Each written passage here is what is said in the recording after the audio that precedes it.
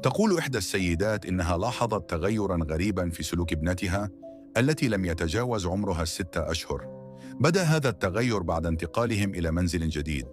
كانت الطفلة تضحك وتلهو لساعات وكأن أحداً يضحكها، وحتى عندما تبكي كانت فجأة تتوقف عن البكاء وتعود للضحك دون سبب واضح. لم يخطر ببال الأم يوماً فكرة الأشباح، وكانت تظن أن الملائكة هي من تفعل ذلك لابنتها، إلى أن جاءت تلك الليلة. سمعت الأم صراخاً حاداً يخرج من غرفة ابنتها الصغيرة، فهرعت إليها مسرعة. وما إن اقتربت من الغرفة حتى سمعت صوت امرأة تغني تهويدا للأطفال.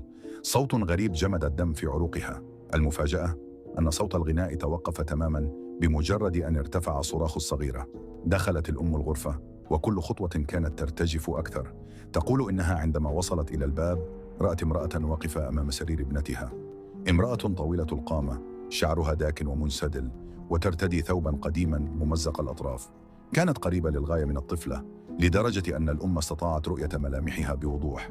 لكن في اللحظة التي حاولت فيها الأم الالتفات لتتأكد مما ترى، اختفت المرأة فجأة وكأنها تلاشت في الهواء، ولم يبقى أي أثر لها.